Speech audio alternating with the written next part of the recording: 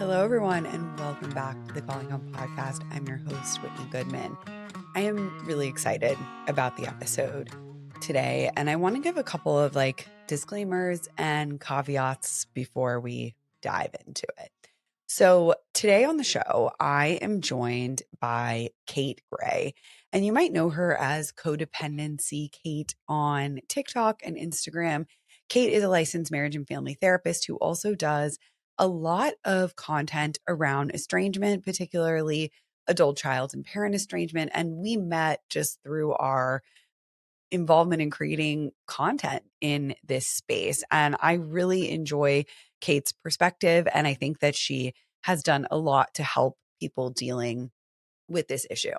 So this week we decided to watch a video of an estranged parent that was put on YouTube and kind of break down exactly what was happening in that video, what some of the meaning might have been, and different things that we would recommend as therapists in exchange for what was happening in this video. Now, I chose this video because I typically don't like to talk about real people and analyze them because I think there is a lot of context missing, even when it's people that put themselves out there. But this is a video that's been on YouTube for quite some time. It has over 1.2 million views and has been widely shared, especially among estranged parents. I believe that this is an estranged parent and creator who is very comfortable with putting themselves out there, has wanted to do that, and has been doing so for quite some time. And because this video has been so widely viewed, I felt comfortable sharing it with all of you.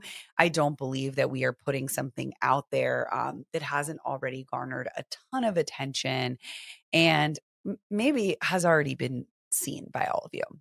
What I do want to say, though, is that Kate and I both really tried to approach this with a great deal of empathy and understanding and awareness that we do not know this parent, and with the mindset that, we do have some pretty strong emotional reactions to what is going on in this video, and you might as well, especially if you are an estranged adult child. The purpose of this is not to vilify this parent or shame them or make them feel like what they're doing is wrong.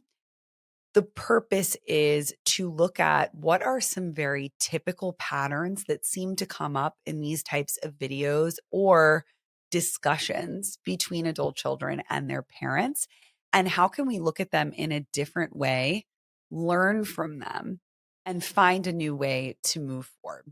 I think that adult children who are estranged from a parent or considering it or in a highly dysfunctional relationship with their parent will really benefit from this episode because we break down what some of these deflections and the defensiveness means to us as therapists and what we see is happening in some of these comments that I think are really common among a certain group of estranged parents. I also think that this episode will be very helpful for parents who are estranged from their adult children or who fear that that could be a possibility in the near future or they're trying to avoid it, because we offer some different perspectives and some ways that you can avoid some of the pitfalls that this parent or these parents in this video have fallen into that I think have made it much less likely for them to reconcile. I have made the choice not to include the video of this person or tell you exactly what channel this is from or who the parent is. I think that we can have a great analysis without including all of that. If you choose to go and find this video on your own, that's your choice. But I am not going to sort of create a map back to this. I also want to say that there should be no reason to go and attack this parent, leave any disparaging comments, or do anything of the sort. This is a learning opportunity. It's an opportunity for analysis and understanding and insight, and not an opportunity to shame or guilt or be cruel to someone, no matter what we think about them and what they're doing. So, with that being said, let's go ahead and get into the episode with Kate and we are going to break down this video of an estranged parent. The voiceovers in this video really get me. Same. It's pretty good production. No, it really no, and that's part of it. It's like, this is a great. Yeah, I think they definitely hired somebody or know how to do this. I don't know. It's above my skill level. It's way beyond mine. All right, let's see. I really thought I could get through this without crying. 27% of American adults have cut contact with a family member, lasting an average 4.5 years. I never dreamed I'd be part of that statistic. Dear parents, I need to speak my truth. All my life, I've been gasping for guilt trying to say. I need you to know how you're feeling my mental health. It's bad. I have my life ruined because of you. 90% of the letter was about politics and how we couldn't be in her life if we supported that guy. This kind of angry outburst from her was so out of character, we were shocked. We just didn't know what to do. I mean, I thought I was a good mom.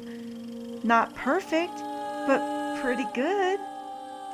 Honestly, I was in denial at this point because I thought this was more a thing between her and my husband, Ted, because I'm not that political at all. So I thought we could still have a relationship. So one day I responded positively to one of her Facebook posts, like normal, thinking that the letter was just some one-off thing that would blow over. But she unfriended me and followed up with a text that said something like, "You don't get to stay in my life. I'm keeping this number for family emergencies only. Don't contact me." Ted's sister got involved to see if she could help, but Haley immediately unfriended her, which was surprising because the two of them were politically aligned. Friends offered to step in and say something on our behalf, but after what happened to Ted's sister, we just said no. A couple weeks later, she did not wish me happy birthday for the very first time. This wound was so fresh, I couldn't even say her name when I talked about it. All right, let's pause there for a second. What are your initial thoughts here? Well, I was taking notes. What are my initial thoughts? Well, the first one, at the beginning is just that politics. Her saying that the letter was 90% about politics. And that's a lot of what I think is the symptom, like is the straw sometimes, is political issues. But again, I think that's symptomatic. I mean, there's so much here that comes up for me when I hear, I wrote down, an angry outburst in the form of this letter. So a letter is an angry outburst. This angry outburst is out of character. I thought I was a good mom. So I wrote down these things that stuck out to me because to me, this immediately strikes me as falling under the umbrella of emotional neglect. I mean, let's come out the gate and just come in hot here. It's less about what is said by the mom, but more so what is not said. This daughter writes this letter, this heartfelt, maybe intense letter, and she thought it would blow over. Like she doesn't listen to it, doesn't take it seriously. Like she's just like, oh, it's an angry outburst. Yeah. Yeah. I know. So first thing, I also picked up on like the politics thing, which is something that I hear, I don't know about you, but I hear a lot from parents and I don't hear as much from adult children. And when I've done like surveys and interacted with a lot of this population, politics is rarely brought up by the adult child.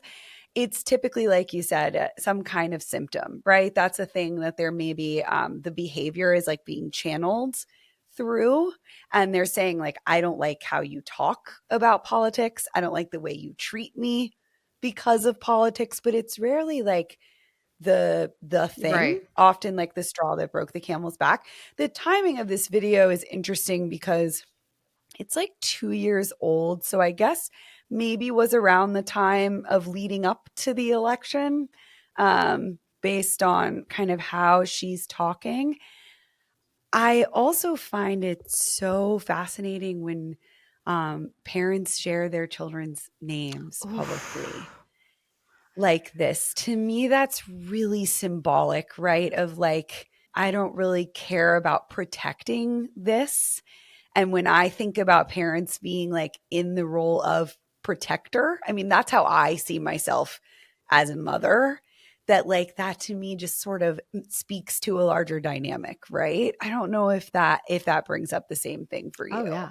Oh yeah. I mean, again, there's so many things in this. What you showed a minute of it that are striking and that carry so much weight, that are kind of a great intro, I guess, to a video. But when you really sit with it, the meaning of it is so big.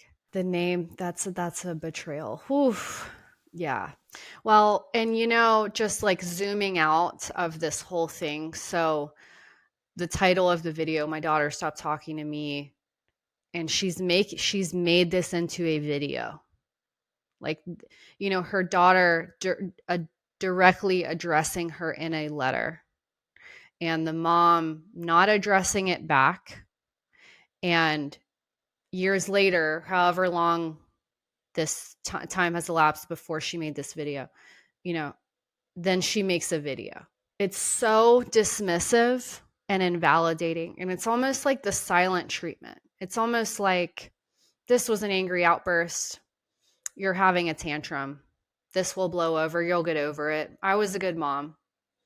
She said that too. That's what struck me, was I was a good mom, as opposed to we had a great relationship and we were really close and we talked about everything, like not specifics about the relationship, but about how how this mom feels about her parenting.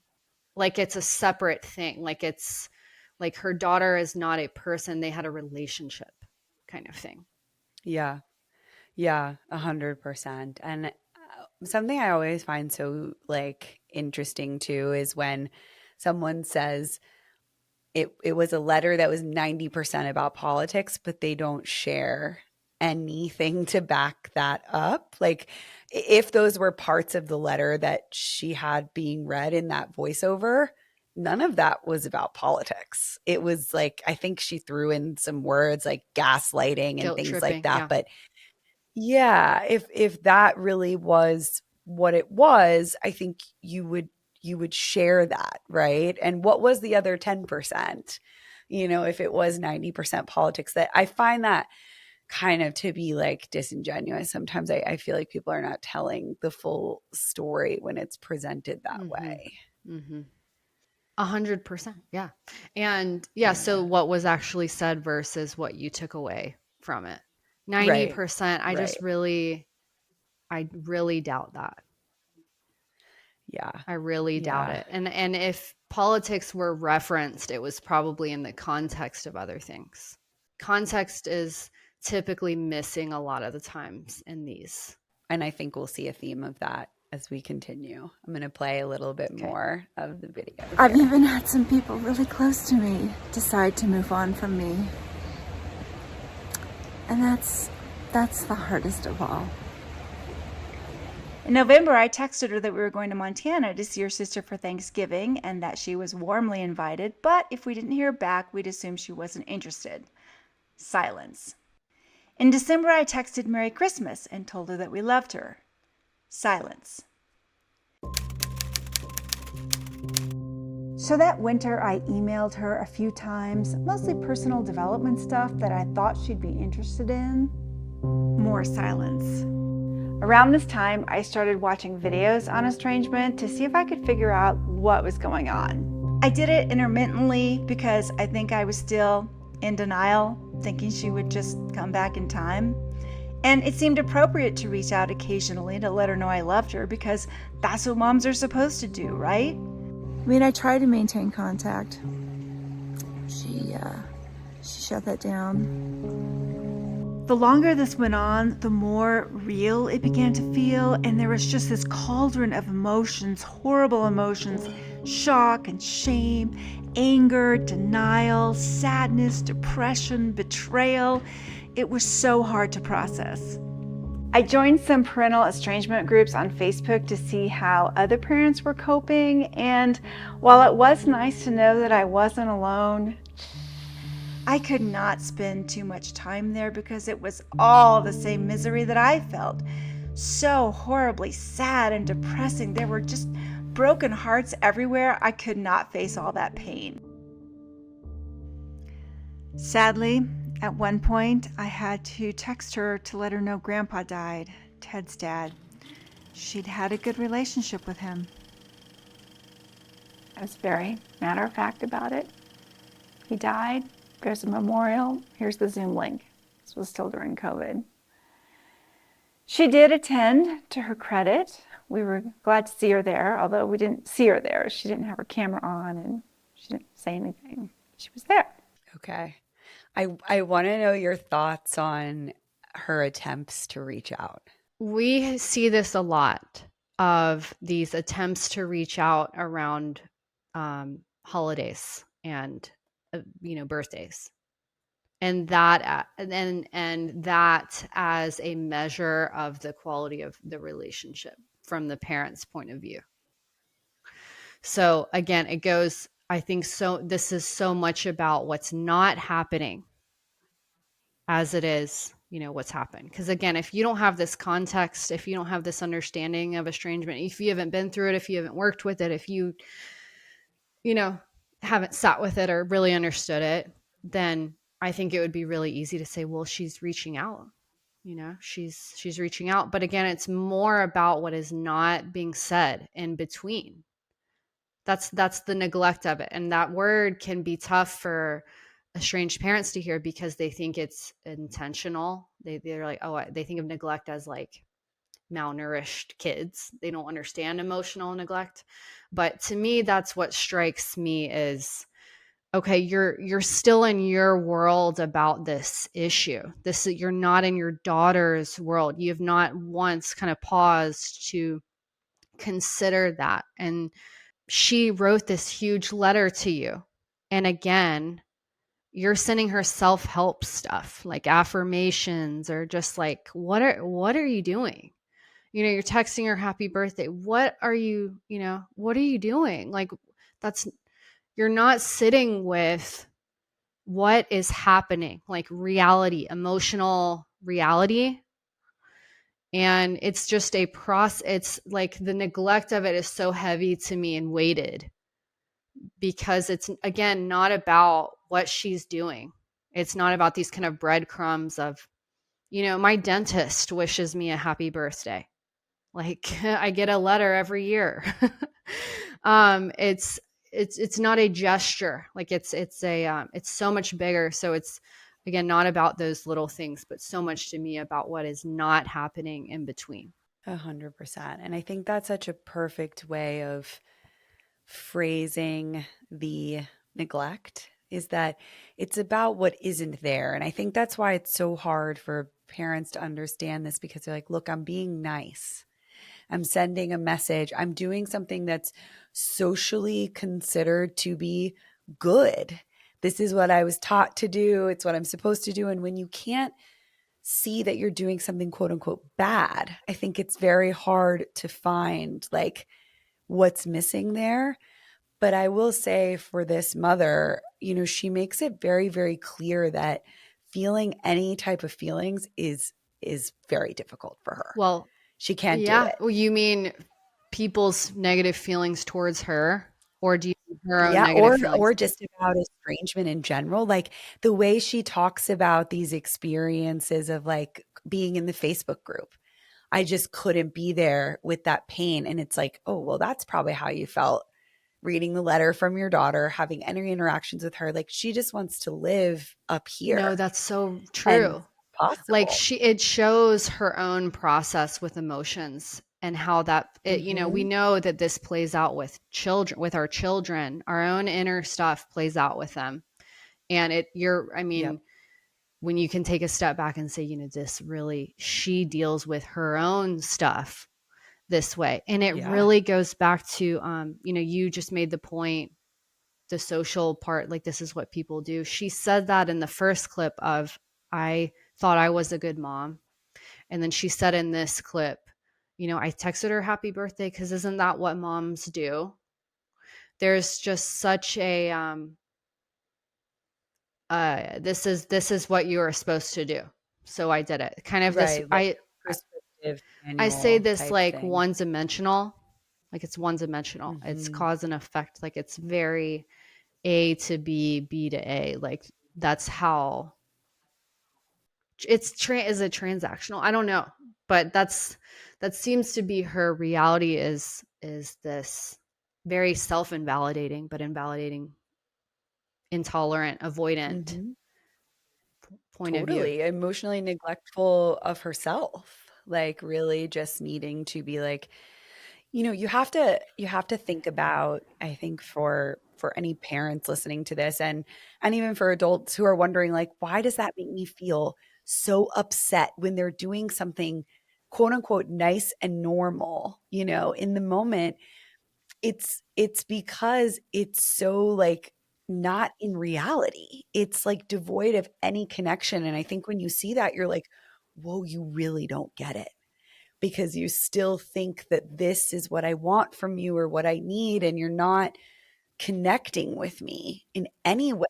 And that's painful. So I can see how when you're on the receiving end of that, you're like, I don't even want to respond, because if I do, I might be validating that this is okay. This is enough. And I think for parents who live in that space, that's what they're looking for. They would actually be okay with you just saying, thanks, love you, Merry Christmas. And that could be enough for them. Okay, we're good.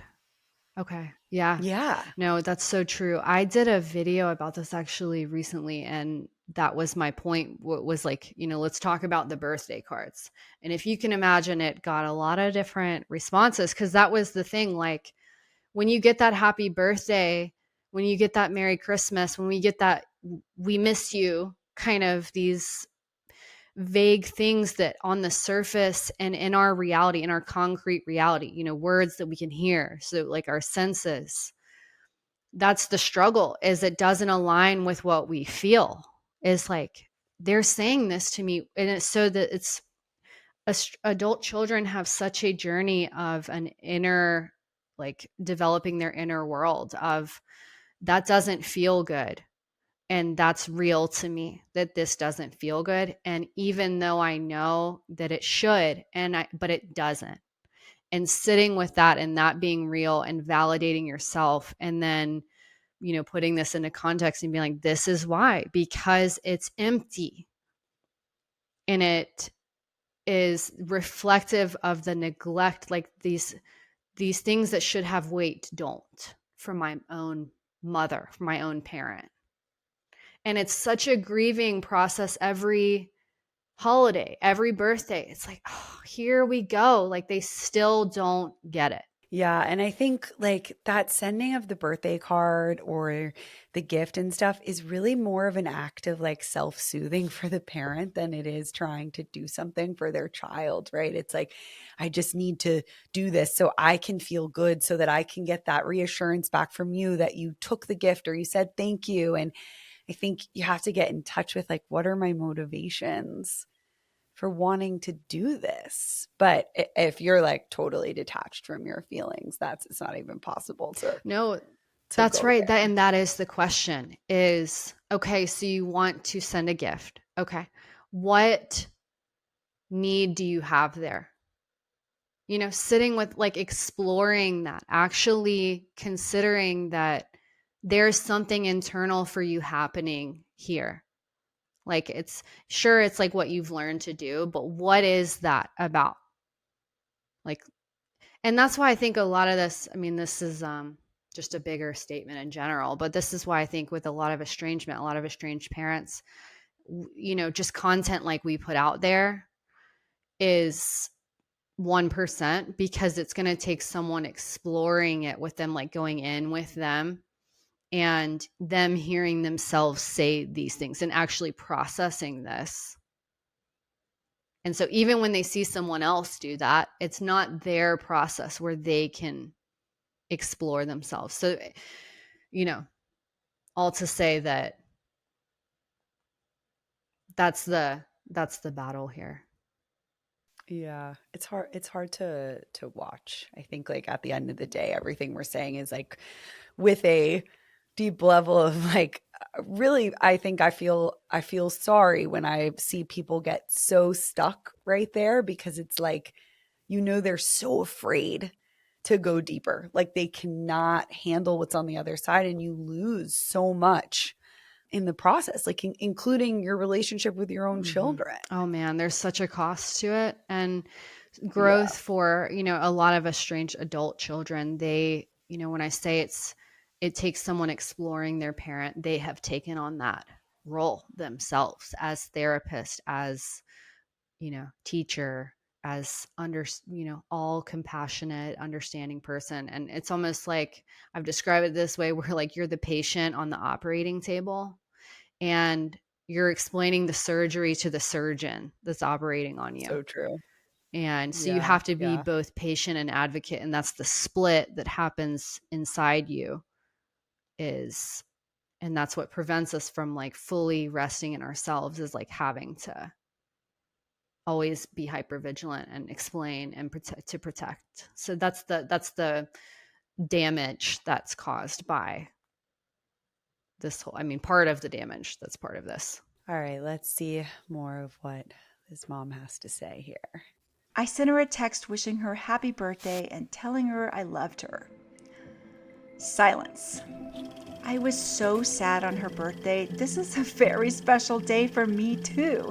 It's the day I first became a mother. I guess that's my way of saying I still love you, I still think about you, but I don't want to intrude in your space. And instead of buying her a present for her birthday every year,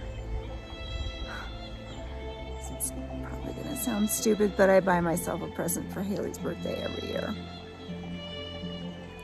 It's like a consolation prize.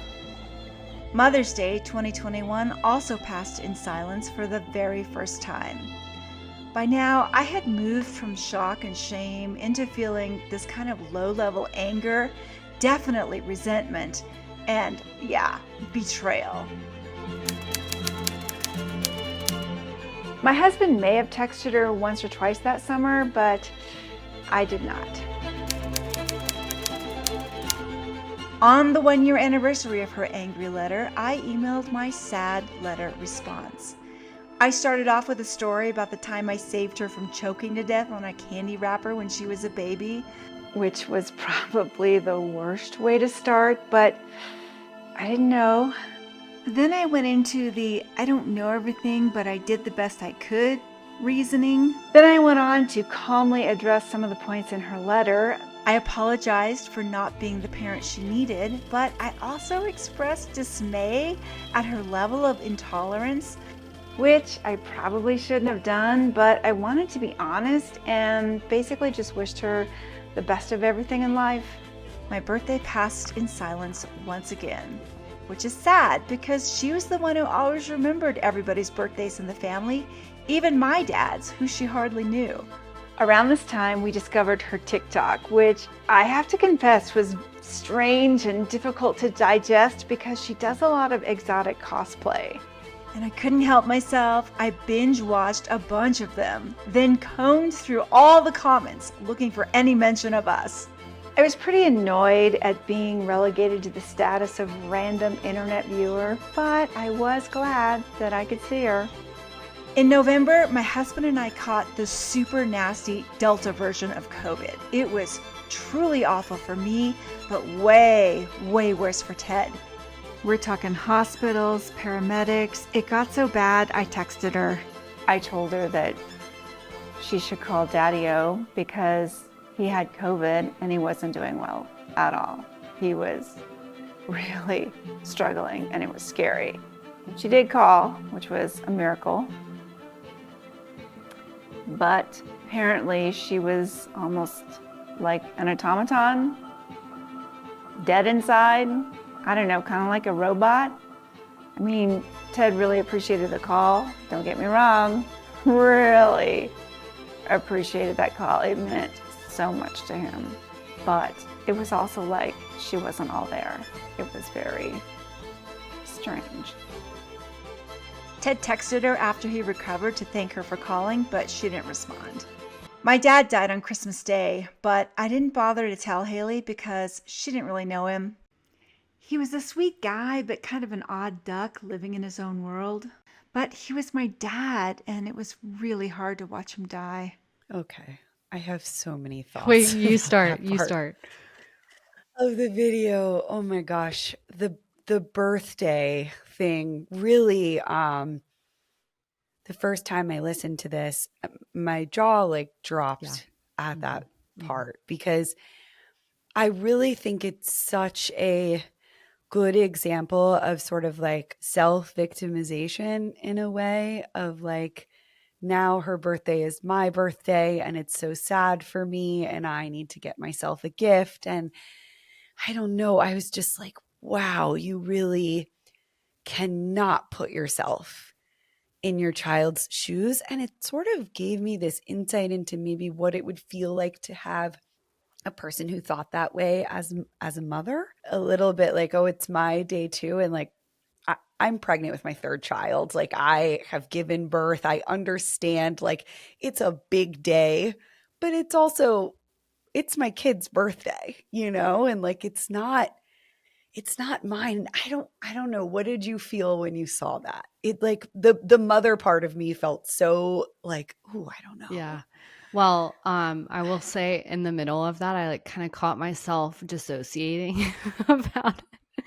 And then when I kind of, I mean, you know, just for a second or two. And then when I realized I was, and I like was looking at her, I was like, this feels like an SNL skit or like a parody of what you would think an estranged parent looks like, because it's like that selfish. It's so selfish. We can go, you know, again, we can talk for an entire episode about this one part to me, but yeah, Consolation Prize Mother's Day. She's very into like symbols, you know, she writing that letter back on the anniversary of the letter. Like what? Also, did you notice her framing was my letter was sad and her letter was angry? So yes. Fascinating. That's the main thing I got from this was the mischaracterization of her daughter's intentions and state, and that it's like negative. It's always negative. It's an angry outburst. It is, oh, she's a robot, which was strange, you know, like so judgmental. The opposite of being curious, the opposite of giving her the benefit of the doubt, the opposite of love to me. That's the opposite of love to me is giving the benefit of the doubt, is like, oh, they must really be hurting. They must really feel self-protective. Like they must really, what is the goodness here? And to me, that's what a mother is. Like that's, you know, we hear this unconditional love from a mother. Your child could do anything in the world and you would be there for them. And that's because you see the heart of things and you see the goodness in them. They're your child. You just, but back to what you were saying about Mother's Day and giving birth. And then, you know, I had my first child last year, and, you know, with my friends, it was like, oh my gosh, how was the birth for you? You know, that experience. Yeah. Of, you know, giving birth for the first time. And I got so much support and validation from my friends about that experience for me, you know, and family support system, whatever. But I would never think that my child would be that would be her role to celebrate me in that way. Mhm. But I don't want to, I'm so curious about the inside of just what's happening in this woman's head about this from a non-judgmental place of like, you've Totally. clearly been so invalidated your whole life about your experiences and have this whole set of beliefs around self and what's selfish and what's selfless and all this stuff, that there just are so many barriers. Even anybody sitting in front of you, there's just so many layers of judgment, shame, whatever it is, to really connect with someone else. Yeah, whenever, and I don't want what I'm about to say to be applied to this person because I don't know them or their marriage, but whenever I hear, especially women, talking about motherhood in this way and sort of putting it on their children to celebrate them, I'm always very curious about like, what was your partnership like? And were you celebrated as like in that mother role by your partner or by your friends or your family? Because when you don't have that, sometimes that's when you direct it back to the child and sort of feel like maybe when you were celebrating your birthday with your daughter, she was also celebrating you. And now you don't have that anymore.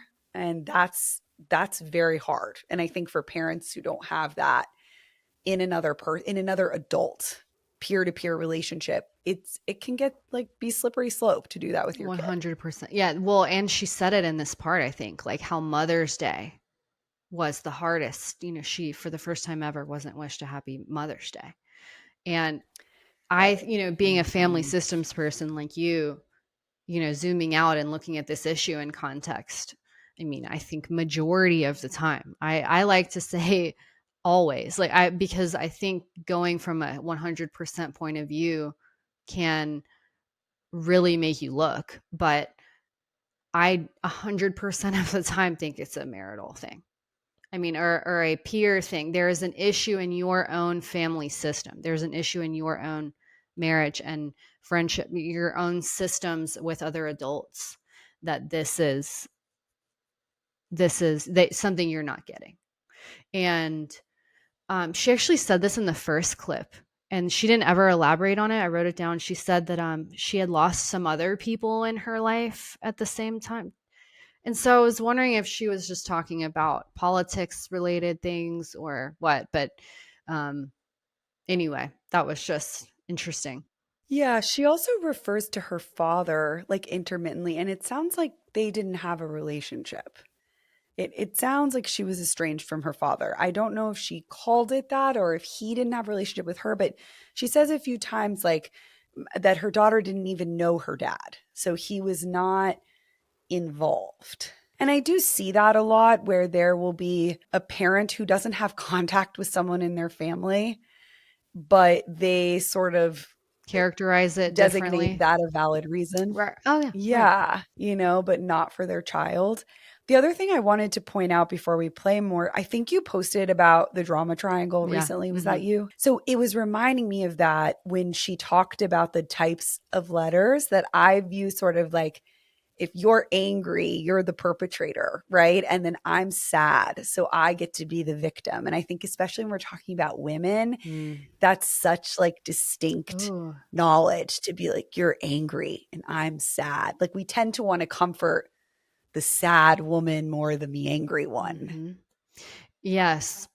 Yeah. And what you're saying is she does seem to go in the three roles. Like she's persecutor,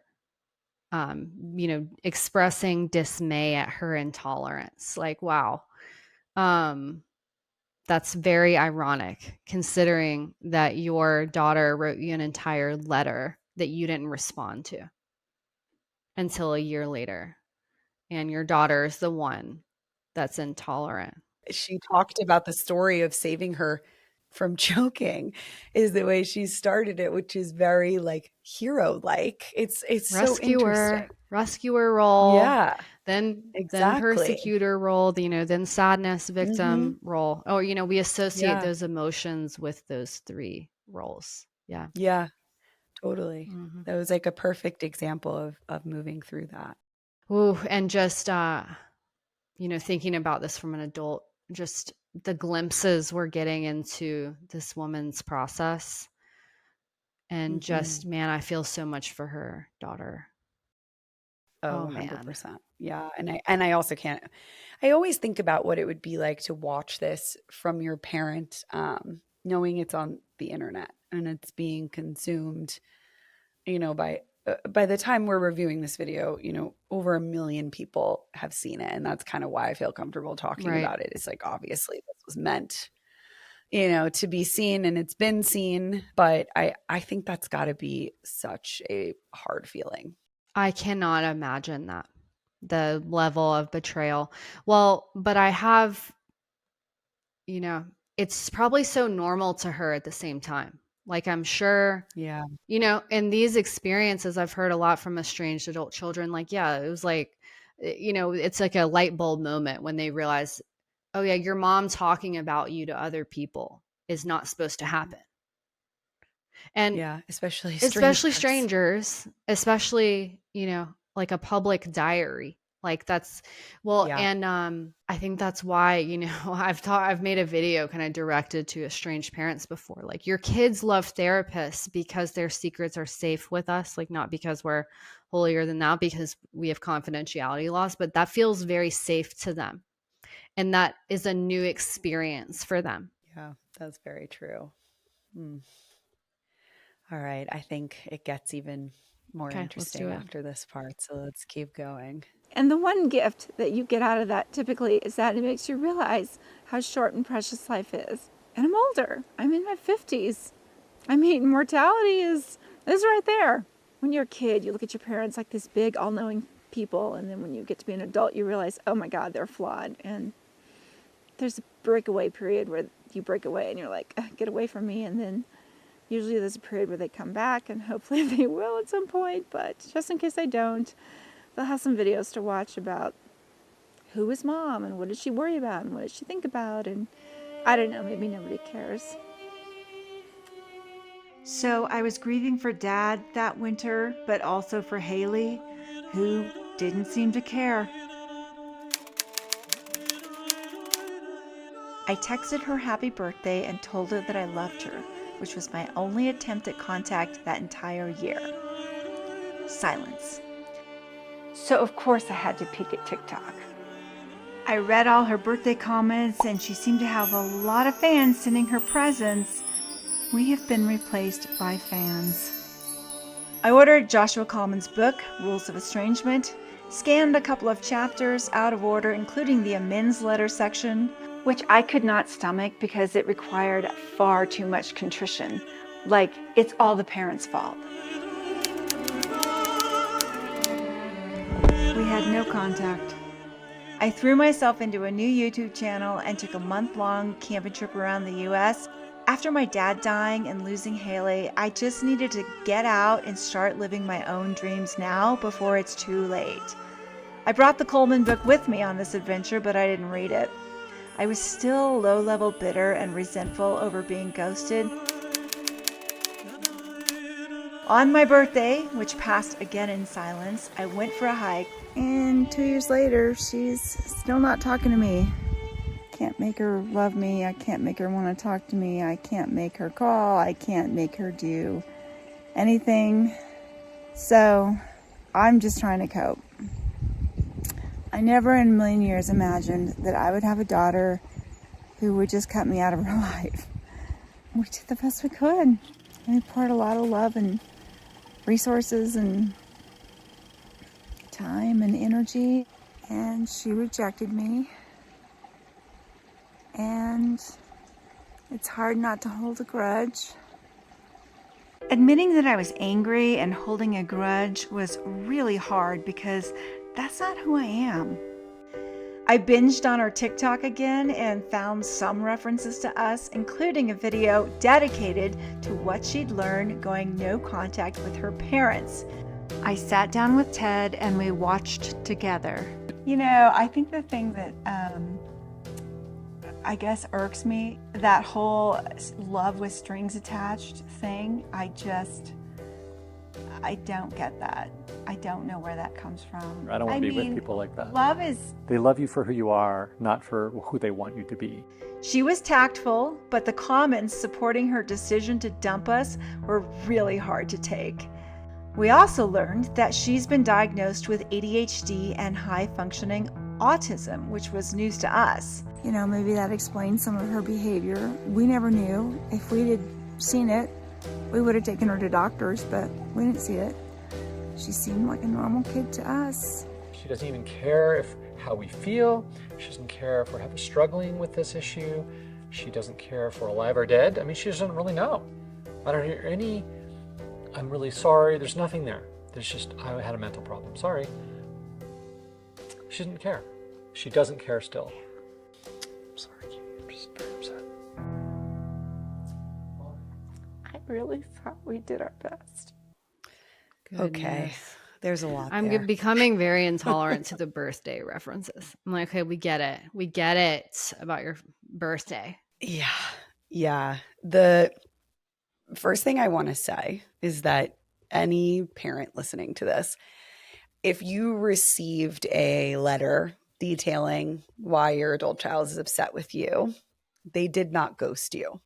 If they're choosing not to respond to subsequent contact that doesn't address anything that was in that letter, that's not ghosting. I think that there's this thing of like, she sent the letter, we're not going to respond to the letter, but then because she didn't respond, or we're not going to respond to any of the contents of the letter, but because she's now not responding to like, happy birthday, we've now been ghosted. And that's not accurate. Right. Yeah. So much to say. So, I mean, I wrote so much down. I was like, oh my gosh, this keeps going. Like it keeps going. Every sentence, again, is so weighted. Okay. So here's the theme of that clip. She doesn't care how we feel. She doesn't care if we're alive or dead. She doesn't care. She doesn't care. She doesn't care. Yeah.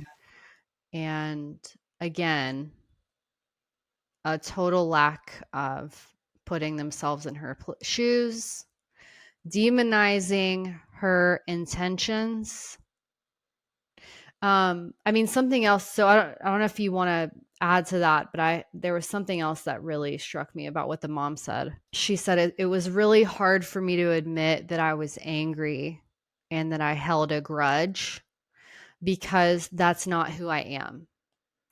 And I think that is a huge difference, like a huge disparity in estranged parents and estranged adult children is this belief and understanding about emotions. And there's so much identity in it for this woman. I am not an angry person. Like I feel anger. I'm holding a grudge. And so that's who I am. I'm that person.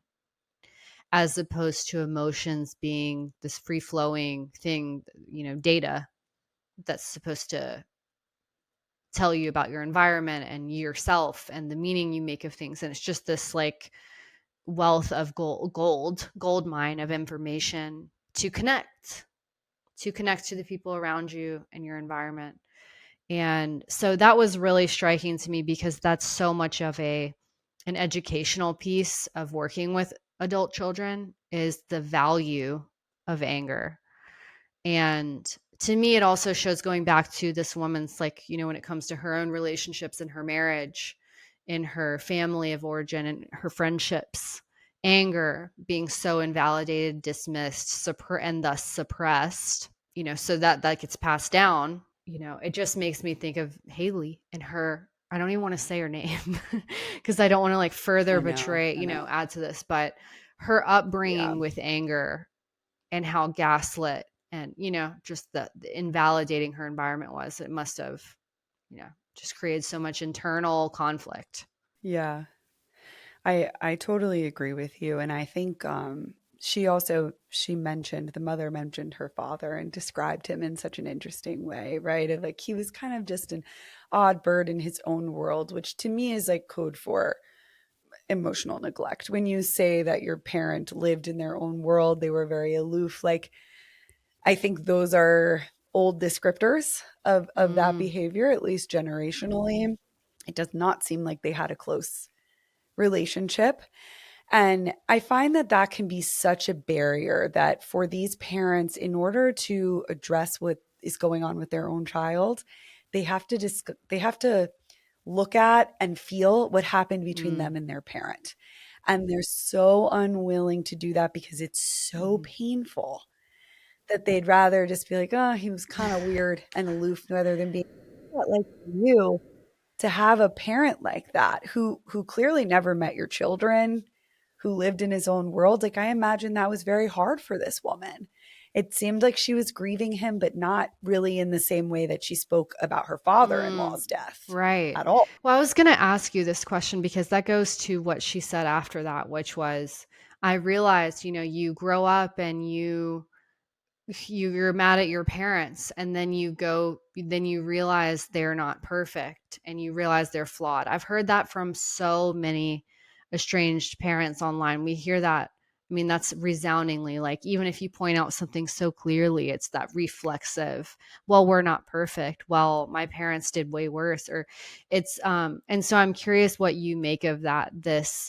Is that real for them, this process they've gone through of thinking their parents are gods in a way, because that's what kids do. And then you grow up and then you realize they're flawed. So then you kind of have a new tolerance for them.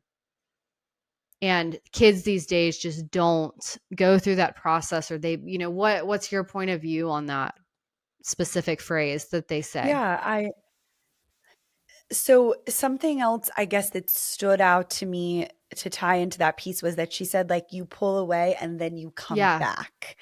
And I'm curious if that's what she did. I find that when a lot of parents who have estranged adult children say that, it's because they often had these realizations, but then decided, I'm not going to ask anything of my parent. I'm going to go back and be close to them because that's what good daughters do. That's what good sons do. Like, you're supposed to just respect your parents or have a relationship with them no matter what. And so it can be, I think, shocking to people like that to look now at the next generation and say, oh, wait, we had a choice.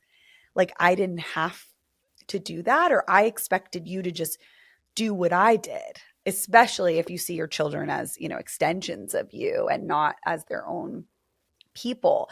But it does seem like she had a fixed, like, internal belief of, like, that's what you do with your parents. That is the life cycle. And her daughter did not follow the path. Well, do you think it's real? Like, do you think that they grow up, they're mad at their, this woman, for example, she grows up, she's mad at her parents, but then she goes away. And then she comes back. Do you think do you think their relationship is better? Or what do you think her relationship with her, say, dad is like after she goes away and comes back? So this is totally just an assumption on my part, but I am sort of assuming that her father was more of the avoidant type of parent and did not, like, text her and stuff the way that she is doing with her own child. I'm wondering if her version of coming back into that relationship actually had quite a bit more distance. It seems like it did. And I've worked with a lot of adults who have parents who, they don't fight the estrangement. They don't try to fix things. They let it stay distant. And that can be a really different experience. I also want to point out here that this is a situation where you've got two parents that are very aligned on how they feel about the estrangement, and that is even harder. If you have a situation where you have one parent that's kind of like with it and they get what you're saying and they're trying to bring the other one along, much easier to deal with. But these two are, like, very much both angry, aligned in their beliefs, and that's hard as a kid to feel like you don't even have one. Mm-hmm. Right. She also has she mentioned her mother once? No, not once. Mm-mm. Yeah, that's interesting. Yeah. Yeah. Mm-hmm. All right. We have like 4 minutes left. See if I can make it. So let's see where it goes. Throughout this whole ordeal, I've continued my daily meditation practice. And afterwards, I usually spend a few minutes reading from some inspirational book. At one point, I was reading about living a compassionate life. And when I got to the chapter on forgiveness, wow. Lately, I've been thinking about forgiveness forgiving her, but forgiveness for myself too, and Ted, but mostly myself. Because you can't help but blame yourself when something like this happens with a child that you raised and poured all your love and energy and everything. You know, we just gave her the best of everything we could. Letting go of our anger is a way of being compassionate towards ourselves. Anger keeps us stuck in the past, obsessing over what has already happened. Forgiveness does not ignore the harm or justify a person's misdeeds, but it releases the pain and anger connected to them. I debated texting happy birthday, but did not. Today is my daughter's birthday. She is 29, and she hasn't spoken with us for 2.5 years now. And that has been very difficult to deal with. But I'm learning to accept it because that's all I can do. The last text I sent was happy birthday last year. So she is lost to us now at this point. And this was not something we ever envisioned for our lives. Oh God, I'm going to cry. I thought I was going to make it through this without crying. But I can't.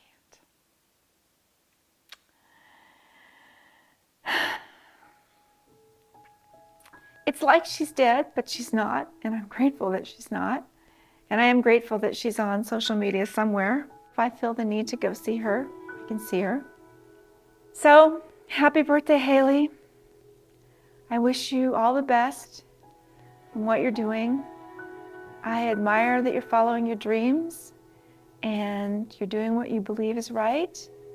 And I hope you are loved and surrounded by people who truly love you, not for some persona that you may be online, but for who you truly are as a person.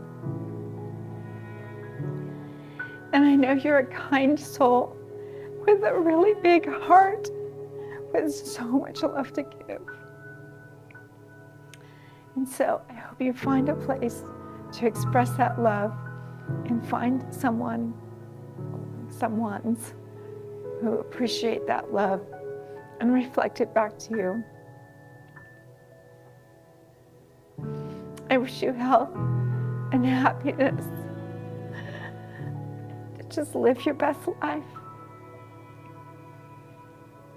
Do good in the world. Just know that I still love you, no matter what you say or don't say about me. You can't change that. I will fucking love you forever, like it or not. Because I'm a mom. And moms are like that.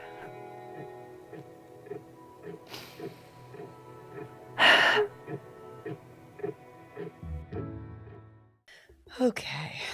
It's so hard to hide. It's so hard for me emotionally right now, not react to this. I'm smiling, but I'm not happy. I'm not laughing at her. I'm not taking pleasure in any of this. It's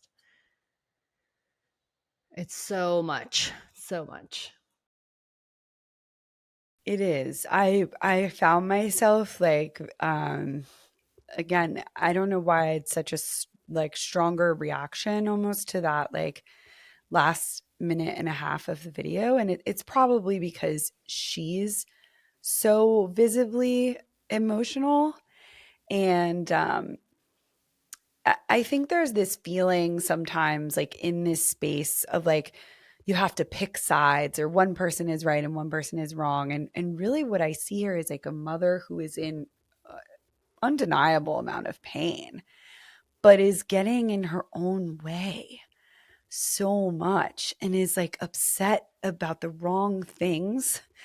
and the things that she's upset about are not driving her to make the right choices. I just keep thinking about like the time and money that you invested in making this video could have been spent on, you know, therapy. Education. You could have been, Because yeah, she didn't even read the something. book on her camping trip. Like there's No, that no. struck me too, was just the amount of contrition that was required, and it was all the parents' fault. Which Joshua Coleman's work is very much sympathetic to the parent, I think, more than pretty much anyone's on this topic. A lot of estranged parents really like his book. Right.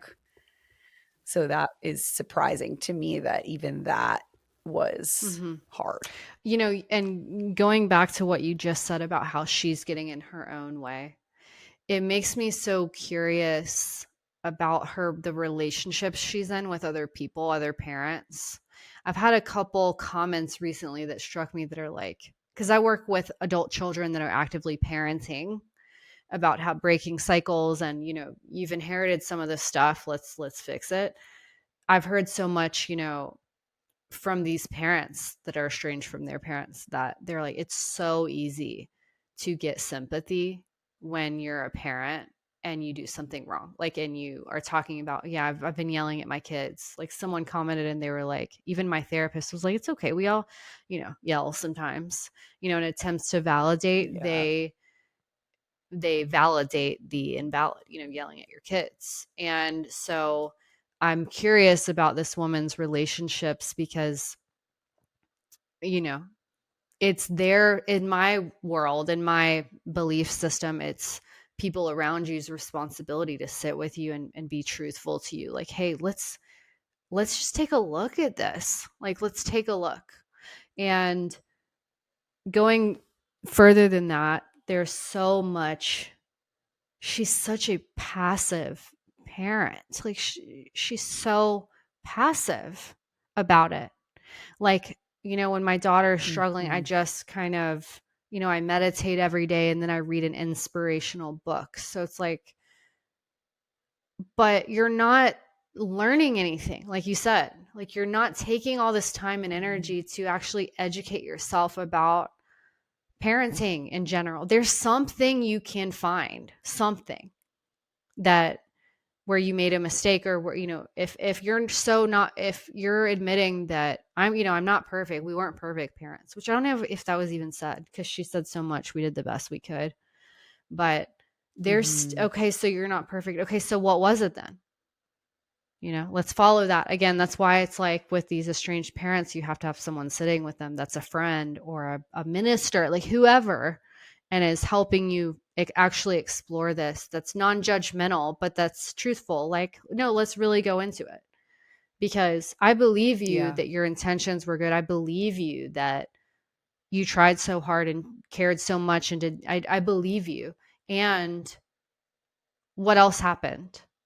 And I don't want to talk too much on this bit, but why I talk so much about this on my page is spiritual bypass and to emotional ignorance. That's what like struck me with her stuff, was like an ignorance about the concreteness of emotions, like what they're not just like whatever emotions, just let them pass or whatever. Like they're real and they're information and there's something to learn from them and they're, go into.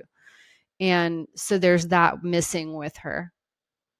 And then two, there's this spiritual bypass aspect of this, like forgiveness is like this abstract thing. And it's just something in your heart. And what I talk so much about with, adult children, because especially, they struggle with things in their marriages. It's like they've inherited some of these beliefs. Why can't I just forgive my husband because he cheated? Like forgiveness is a choice type thing. I'm a bad person for holding on to this anger. And I'm like, no. Accountability precedes forgiveness, because accountability is real. Like we're on earth here. Like we're experiencing life in a concrete way, in a 3D way. And words and behavior and, all of this stuff matters. It's not just like blindly accept people and forgive them and meditate. It's such a passive way of engaging in life. It's not engaging, really. Yeah, you're absolutely right. And I think that that's something that any parent, I think, that's having an issue with their child in any way, you have to think about, like, am I just doing things to make myself feel okay? Like, I make myself feel good. I think that's what people think, like, coping skills and working on their mental health is. I think that's exactly what she's doing, right? Of like, I imagine that when she meditates, it's to experience like a better mental state. She's not thinking about bad, negative things or hurtful things. And reading inspirational books is very much, that's great, but you have to get Yeah. in the mud. Like, you have to kind of hurt Mm. to get through to the other side. And I think that's what's so hard for these adult kids. Like, when you talked about them being on the operating table and telling the surgeon what to do, it's like they're kind of saying, like, I'm laying here with like all my shit exposed. I'm in pain. I'm going through all of this. And like, you don't even want to get in the room. You don't even want to have a conversation about what you might need to work on. And it's really hard to be in relationships with people that just want to stay up here all the time when you don't live like that anymore. I feel like that as a therapist, even sometimes I'm like, all my work is so like deep that sometimes it's hard for me to be around people that just like aren't taking care of their shit, because it's just so obvious to me. And I'm like, oh my God, it's draining to be around someone like that when you've done the work on yourself. Well, and going back to what you're saying about like getting in the mud, this woman seems very isolated. Like, she's not engaging in the Facebook groups because it's too painful. She's not even reading books like that involve other people's experiences. She went on a month-long kind of solo camping thing by herself. We were looking at her. That's the stuckness too, is like you're stuck in your own mind and you're not getting stimulated or exposed by anything outside of you that can help you. Like, you need help. Like, you're doing this alone, but like, you don't need to do it alone. And that's, I think, so what adult children, it's such an amazing thing when they can ask for help, when they go to therapy and get a diagnosis, because they were emotionally abandoned in that way. Like, emotions are just something you got to deal with. And not like, oh no, they actually mean real change needs to happen. And that there's underneath there's needs and there's desires and there's so much information about yourself to learn. And so that you can connect, so you can feel connected, feel supported, feel validated. And it's not just like forgive, like you have to choose to forgive. Like, it's so, just hearing about her daughter, going back to that, hearing her daughter getting an ADHD diagnosis was like, go girl, you're really doing it. Yeah.